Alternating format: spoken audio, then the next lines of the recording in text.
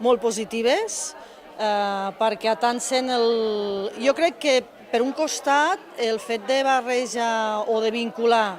el que seria divulgació d'un producte agroalimentari, en aquest cas el sector del vi, amb una part cultural,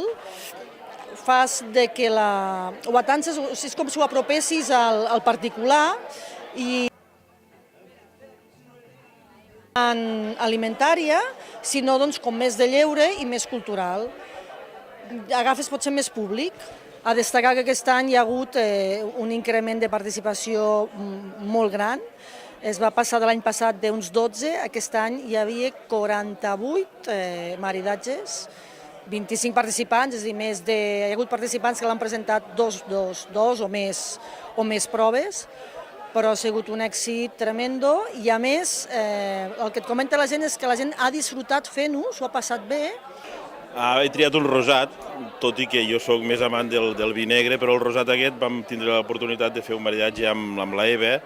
i em va impactar, perquè el blanc sí el proves amb peix, però el rosat sempre una cosa que no d'allò. I me'l va presentar i em va agradar molt i em va quedar molt gravat. I a l'aprofitar ara de fer aquest maridatge l'he volgut, com si diguéssim, tornar a fer sortir perquè d'allò. I la cançó de One, Déu dos, és perquè també al seu dia, els que ja tenim una edat,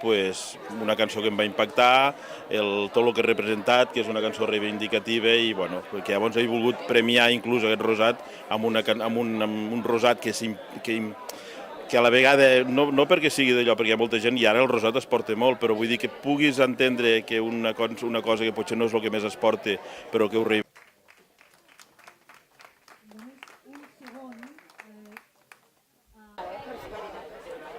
Doncs, com els he dit abans a tothom, que és un honor que trien el torritel arrosat per fer el maridatge, però en general crec que tots els cellers han d'estar molt agraïts que la gent participi en iniciatives com aquestes, perquè ajuden a fer país, ajuden a fer territori, i això és important per nosaltres i per la nostra promoció. Sobre els mites del vi, o millor dit, personatges mitològics que havien introduït el vi a la humanitat i que són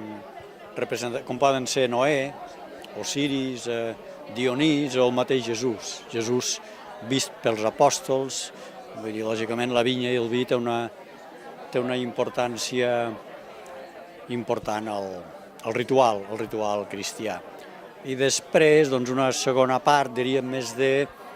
el vi dins de les llegendes bàsicament pirinenques, que són les que jo conec particularment. Personatges com la dona borratxa, per exemple, o l'alcoholitzat, també el vi utilitzat com l'arma dels pobres per derrotar un enemic molt poderós, en el cas de la cova negra de Mata-solana, que en certa manera imita la cova del cícloc Polifem a l'Odissea. Quin paper jugaria el vi en totes aquestes llegendes? El vi juga un paper molt divers, és a dir, és una de les begudes que va des de en certa manera, des de la condemna, en certa manera amb l'alcoholitzat, fins a la sang de Déu, diríem, i intermig la saviesa, la cançó. De fet, deu ser la beguda, en aquest sentit, més polifacètica. Bé, és una terra que havia sigut important pel vi, perquè a partir d'aquí, cap a la muntanya, ja no hi ha vinya. I per tant, com que el vi era necessari també pels rituals religiosos, tot el vi de la muntanya vull dir la Vall d'Aran, l'Alta Ribagorça i el Pallars Sobirà, venia de la Conca. Per tant, era important econòmicament i que ara es torni en certa manera a plantar vinya i avui amb recursos ja millors de com es feia abans, vaja, a mi em sembla que és una bona aposta per la comarca.